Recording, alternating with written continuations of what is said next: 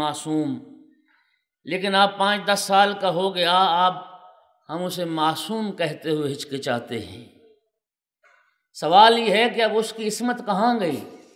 اس کی عصمت کو کس نے لوٹا؟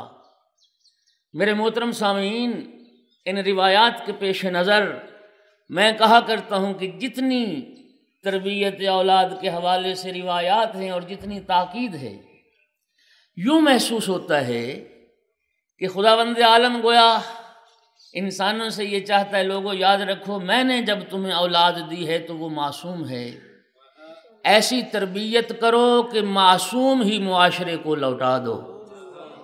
لیکن خدا کی قسم کھا کے کہتا ہوں، اللہ نے سب کو اولاد معصوم دی، لیکن ہم معصوم معاشرے کو لوٹا نہ سکے۔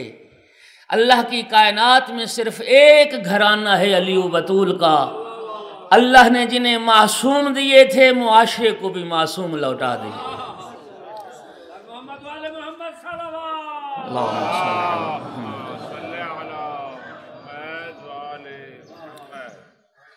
والدین کا کردار اولاد کی تربیت میں بڑی اہمیت رکھتا ہے۔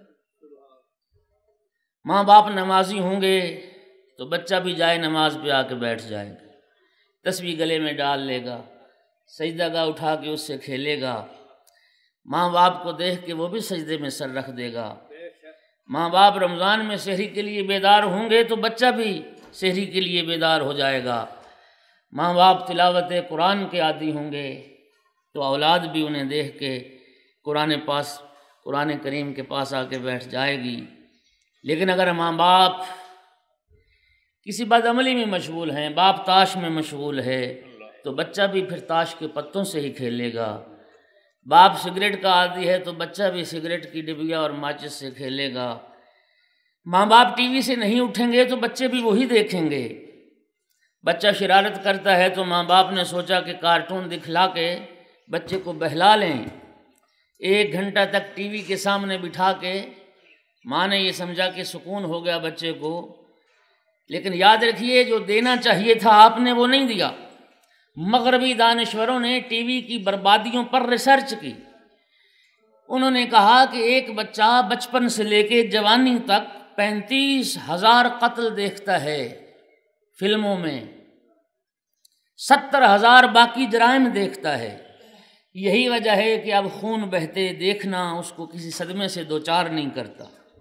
جس خاتون نے ساری زندگی فلموں میں بے حیائی اور برہنگی دیکھی ہو، جس نے گھر میں بے حجابی سیکھی ہو، سکول میں گئی ہو تو اس نے حجاب نہ پہنا ہو، وہ زینب علیہ السلام کی، وہ صدیقہ طاہرہ کی، اس صدیقہ بیٹی کی چادر چھن جانے کا درد کیسے محسوس کرے؟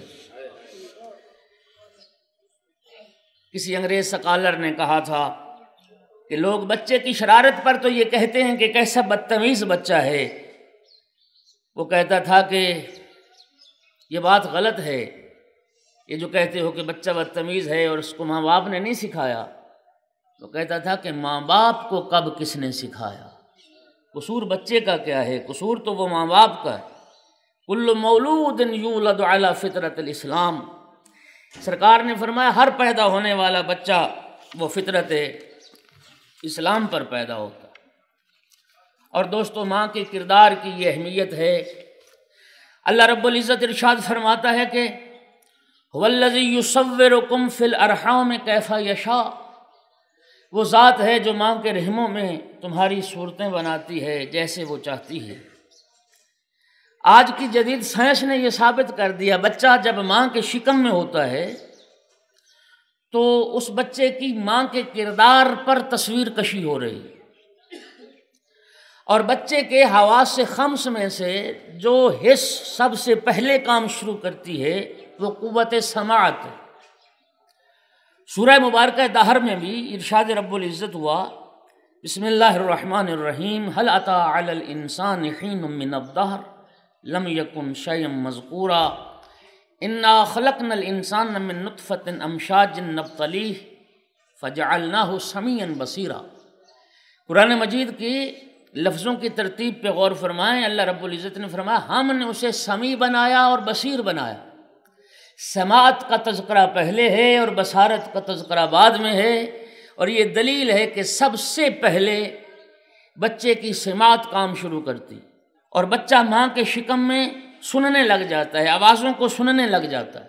ماں قرآن پڑھے گی تو بچہ قرآن سن رہا ہے، ماں گانا سن رہی ہے تو بچہ بھی گانا سن رہا ہے۔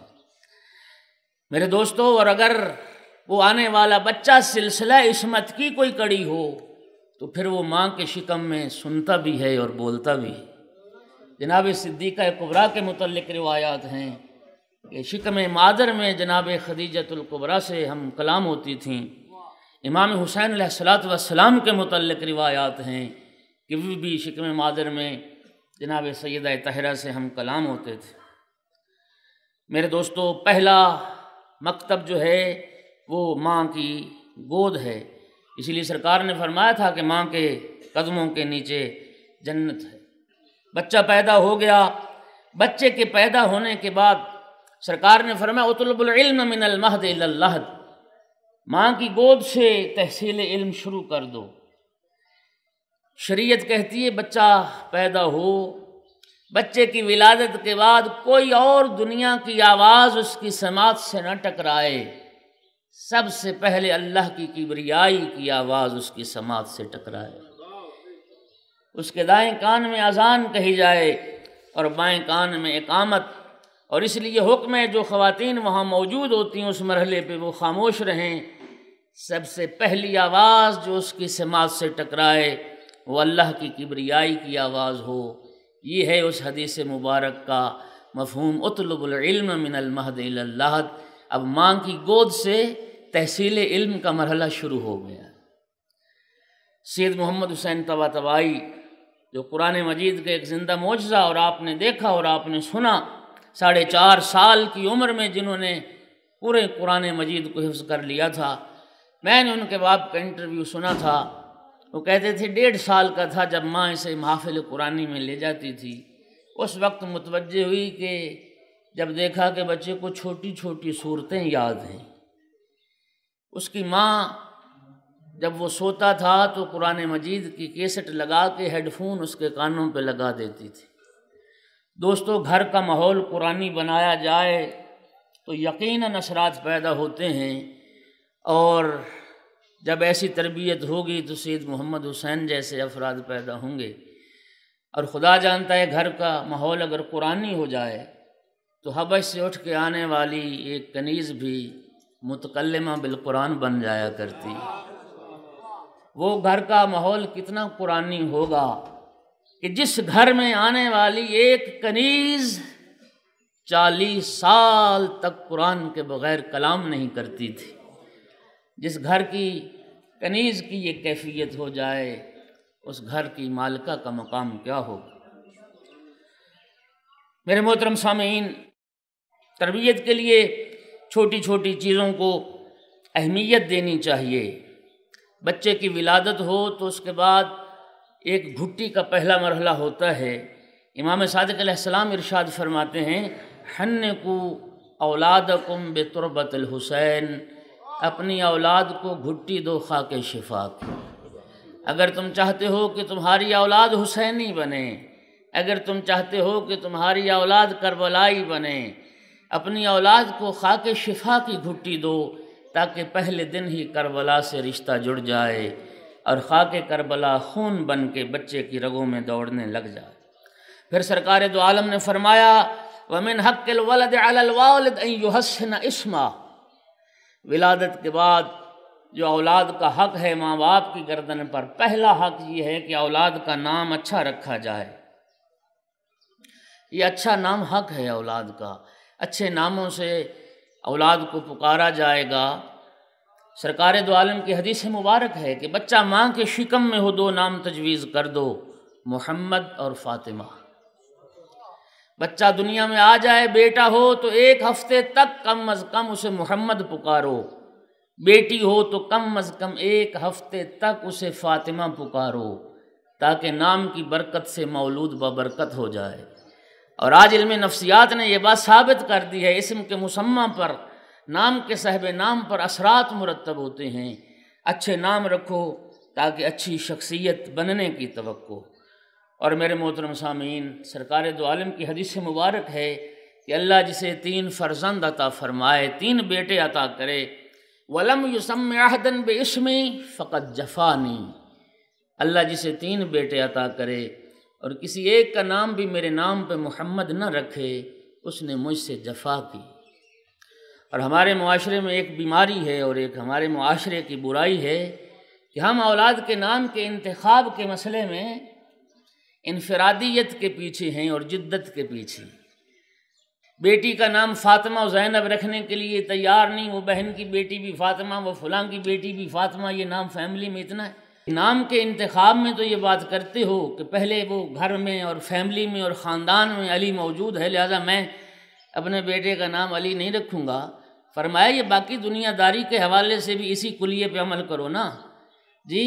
فریزر اپنا کیوں لینا ہے، ریفریجریٹر اپنا کیوں لینا ہے، ٹی وی اپنا کیوں لینا ہے، کہو نا وہ بھائی کے پاس بھی ہے، وہ بہن کے پاس بھی ہے۔ میرے محترم، تم خاندان میں نام کے تکرار سے گھبراتے ہو، اس بات کو کیوں بھول جاتے ہو کہ اللہ رب العزت نے امام حسین علیہ السلام کو جتنے بیٹے عطا فرمائے تھے، امام نے ہر بیٹے کا نام علی رکھا، اور جتنی بیٹیاں عطا فرمائی تھیں ہر بیٹی کا نام فاطمہ رکھا۔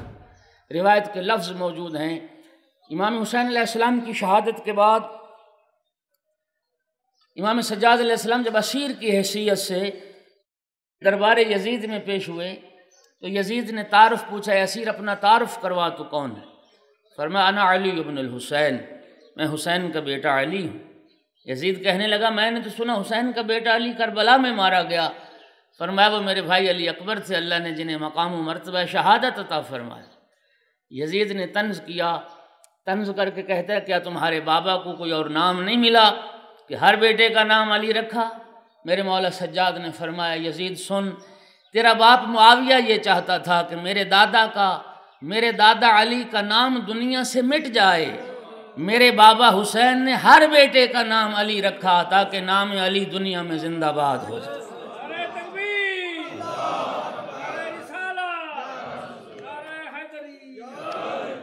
اور سرکار دو عالم نے فرمایا کہ یہ حدیث بھی قابل توجہ ہے، لا يدخل الفقر بیتا فیہ اسم محمد او احمد او علی او حسن او حسین او جعفر او فاطمہ، کہ جس گھر میں ان ناموں والے بچے رہتے ہوں اس گھر میں کبھی غربت داخل نہیں ہوتی۔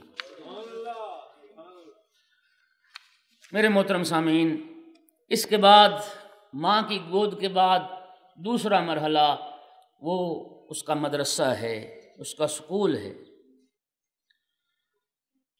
سکول مدرسے کا انتخاب بھی اولاد کی تربیت میں ایک بڑا اہم کردار ادا کرتا ہے، بلکہ ماہرین نے لکھا کہ بچہ جب سکول میں جاتا ہے، مدرسے میں جاتا ہے، تو مدرسہ کے در و دیوار، مدرسہ کے نقوش، مدرسہ کے تصویریں، یہ ایک ایک چیز ہوتی ہے جو بچے کے ذہن پہ نقش ہوتی ہے۔